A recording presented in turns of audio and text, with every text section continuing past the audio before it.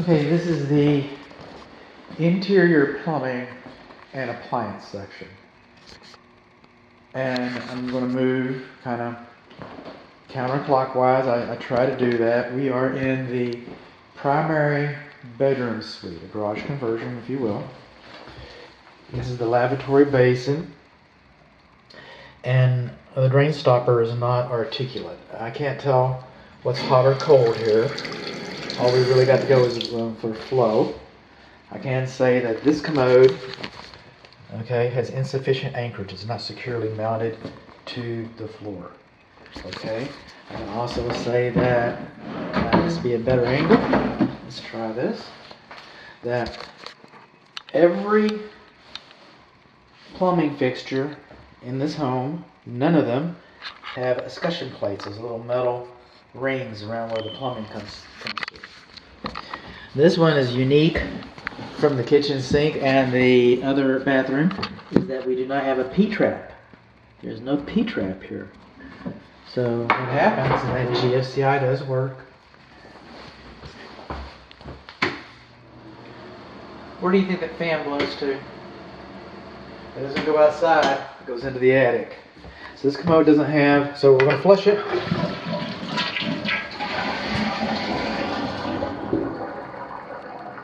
Can you hear that?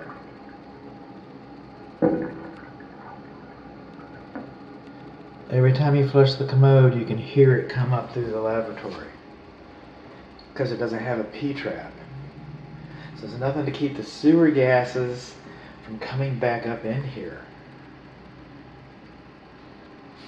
The commode itself has a trap, supposedly. I don't know. I can't see underneath this floor. This is built up from the original garage floor. So I don't know.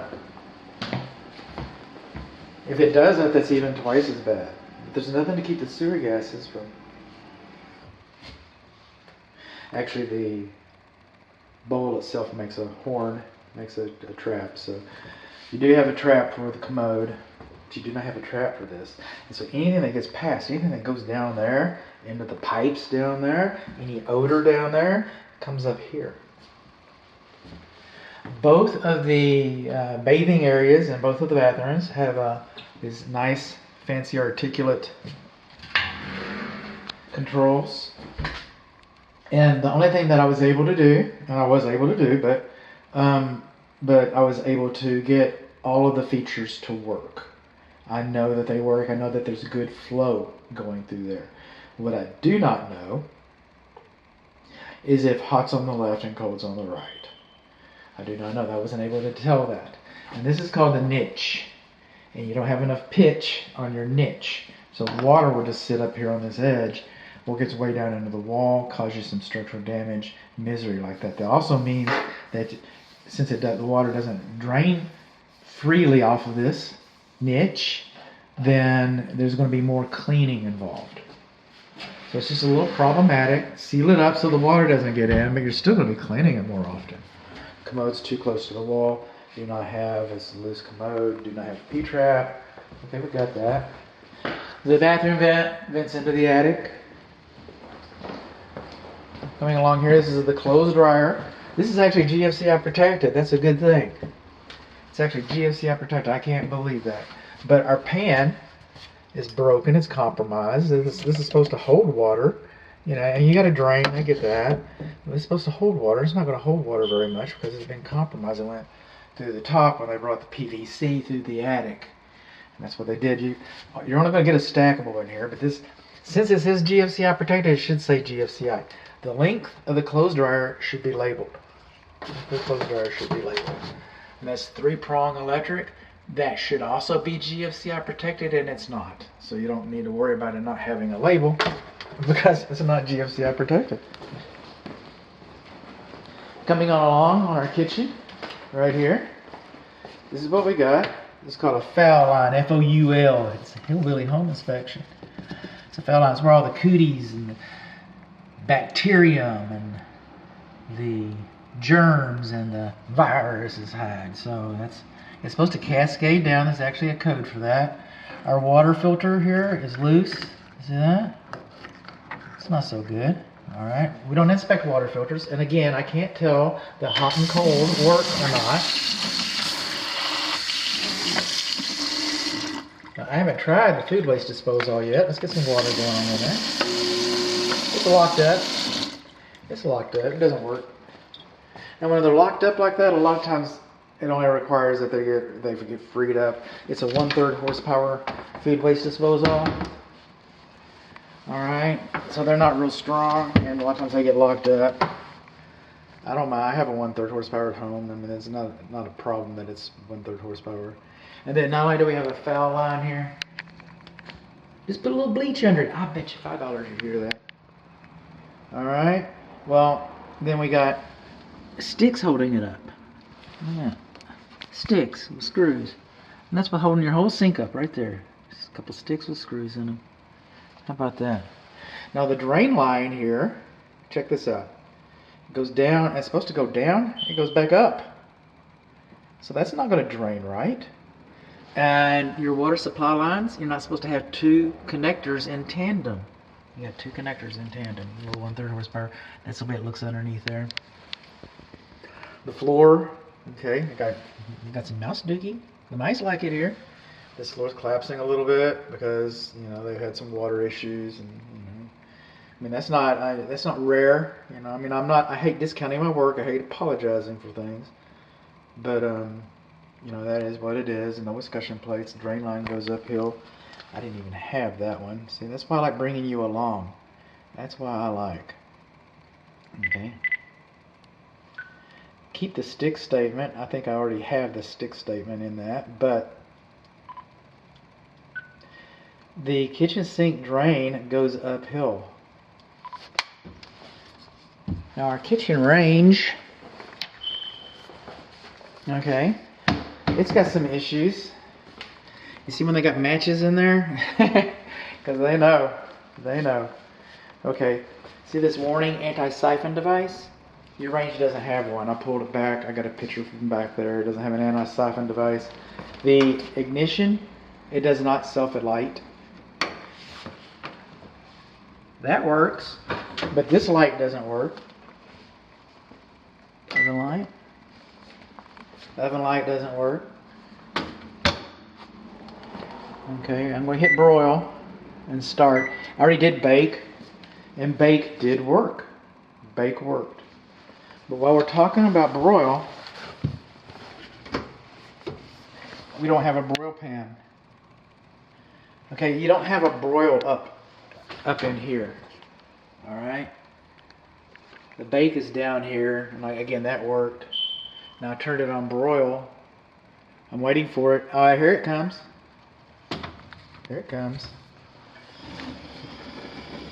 They put a little grill up in there, that doesn't really fit, and that's not going to help you because if you try to cook a steak with that, you're supposed to have a pan that catches all the drippings.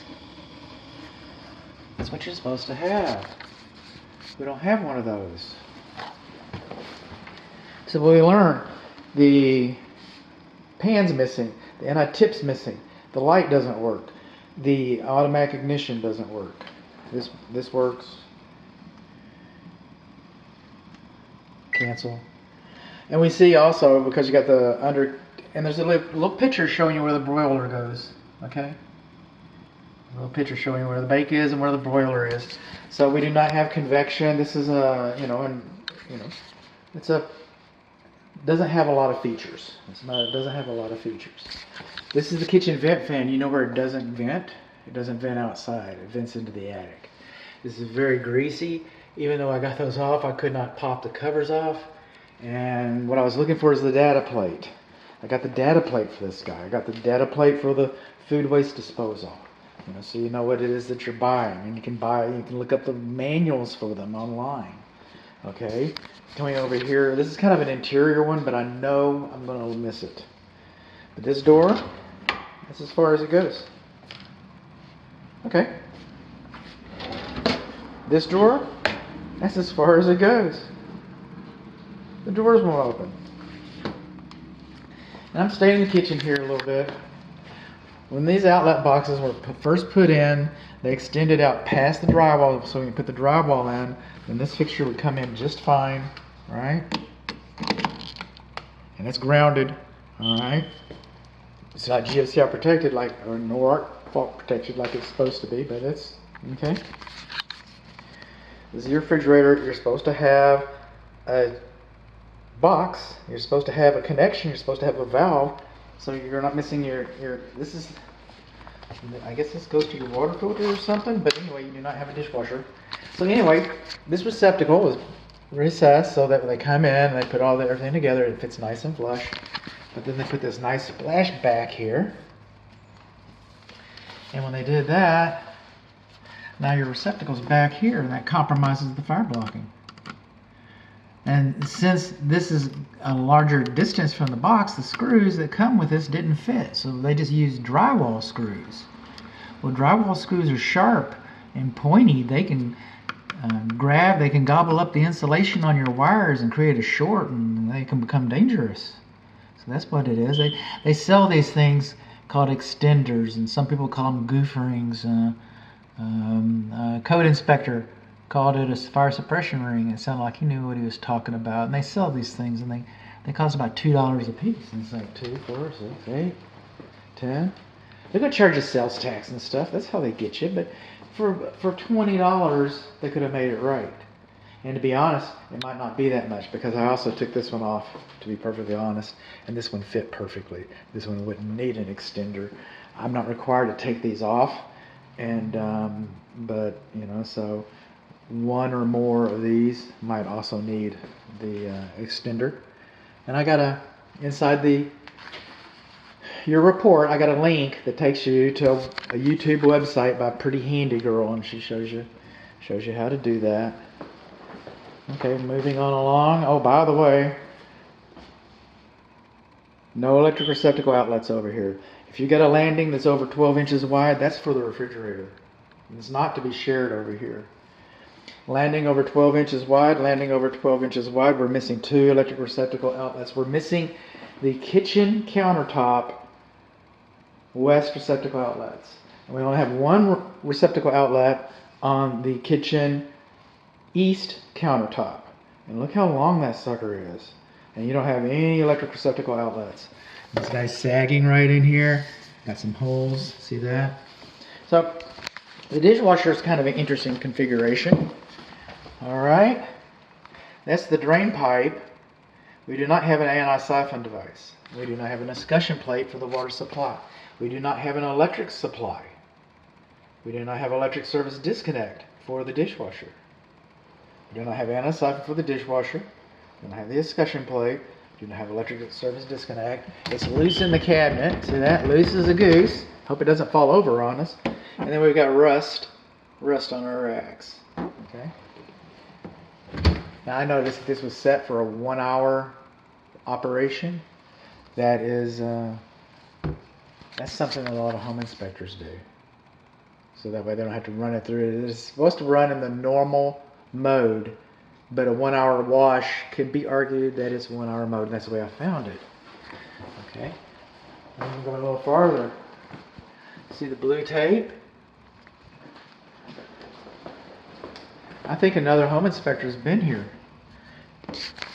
And there might be more information about this house that's available, because no 2 inspectors see the same things the same way.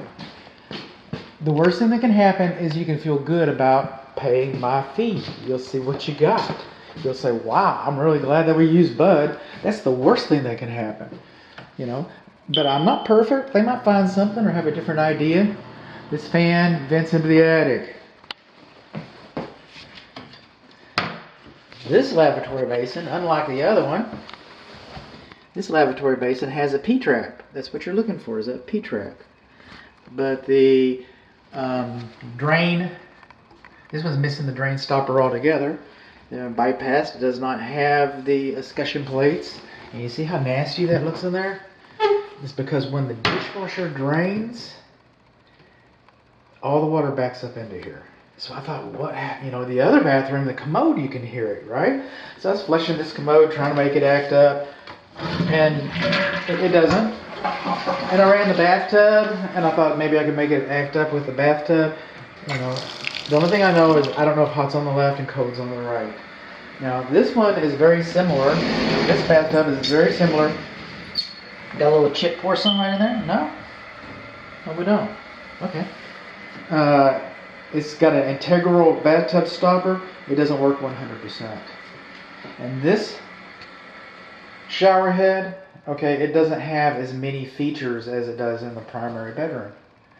Suite, bathroom, shower. It doesn't have as many features. It's got, 3 features, and they work. That's good. And we don't have enough pitch on our niche. And this commode is too close to the bathtub. And the other commode is too close to the cabinet. So what have we learned? You got time? Bear with me. You want to recap? Okay. I'm going for speed. Bathroom vent fans vent into the attic. Don't know about the hot and cold. This bathtub has insufficient anchorage. This lavatory basin does not have a P-trap. No plumbing has escutcheon plates. This one's got a foul line. The sink's held in place with a stick. The food waste disposal does not work. That's kind of electrical.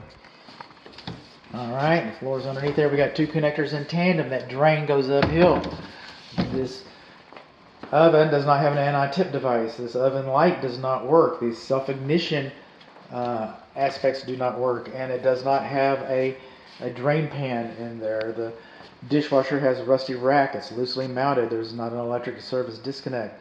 There's not, and that may not be true. Let's just hit this for a moment. It does not have an electric disconnect. Checking my work. Okay. Does not have a anti-siphon drain. Does not have an electric service disconnect. It doesn't have the escutcheon plate because there's no escutcheon plates.